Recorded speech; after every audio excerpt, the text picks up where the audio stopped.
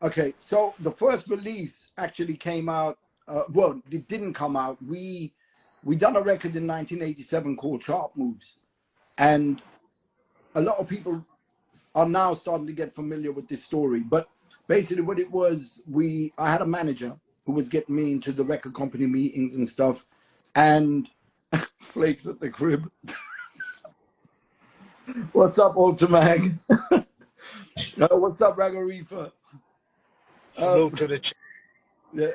So, um, so my manager had created this game called Sharp Moves, and it was like a Monopoly type game, but it was like to do with the music industry. So it was doing whatever it was doing. It was played the same way as Monopoly, but it was everything was related to the music industry.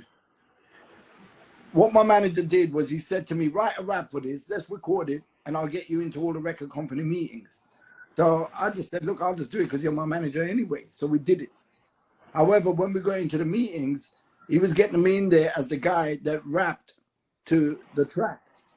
And I started kind of looking at it and thinking, boy, he's not really going there to sell me. He's selling his game.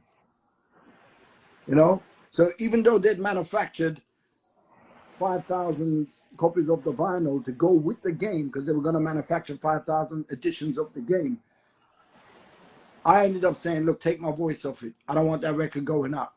Like, that's not what we agreed. What we agreed was that you would put me in front of record labels. So I pulled the record, and the record never came out with the games. It ended up being some girl that was rapping it, or somebody else rapping it. And I believe they used all of my lyrics, which I didn't see it as me writing lyrics. I was literally going through the rules and just rapping what the rules were. So I didn't write anything. I may have changed a few words here and there and whatever. But officially, my first record came out in 1989.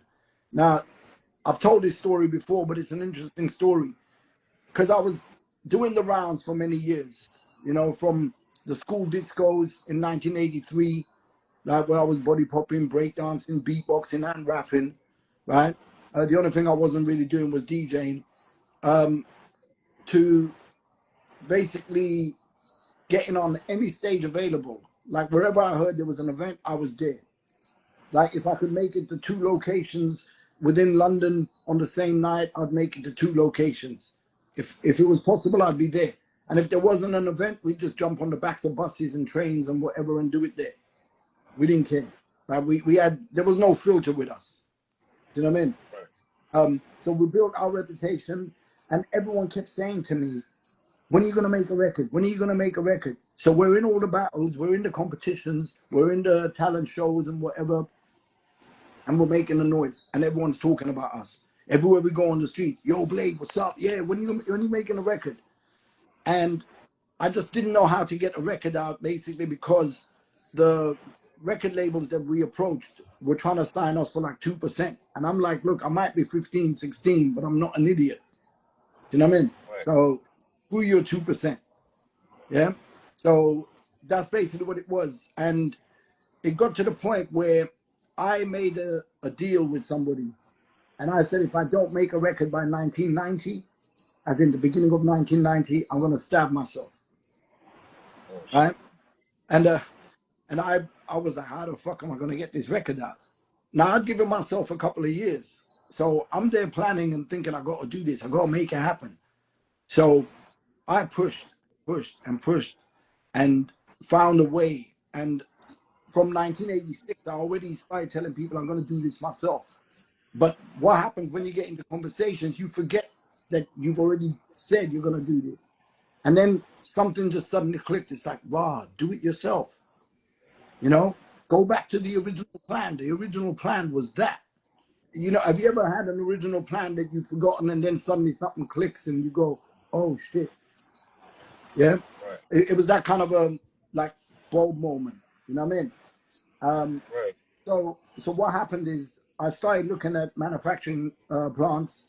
I found a manufacturing plant called A to Z Music Services. I inquired like 6, 7 months before, and then I was dishwashing and pickpocketing.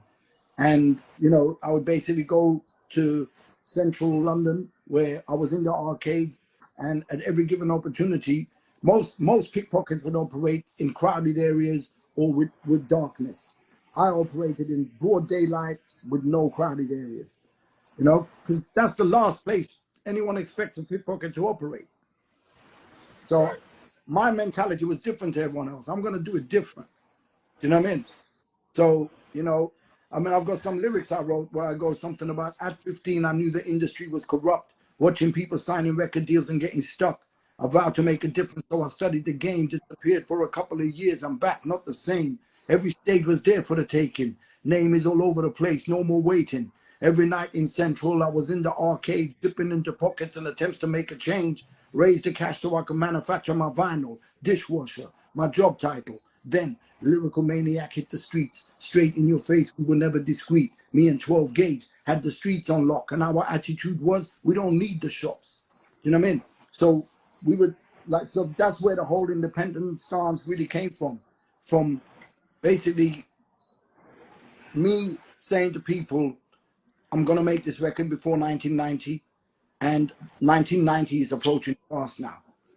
You know, it's like, you know, and I'm like, shit, I'm gonna end up stabbing myself. And I'm a man that keeps my word as much as possible, you know. So I've even told my friends which knife I'm gonna use, the one that's 9 inches long, and Oh shit. uh, So you was and, um, serious and and shit about bro, I was serious. I was gonna do it as well. But then I thought, there's only one other option: either stab yourself or make that record happen. So my mission was to make the record happen. And the record came out officially. I was already on the streets selling the records independently as white labels before there was any covers to it. And then it got picked up by an independent label, and the record came out on November the 27th, 1989.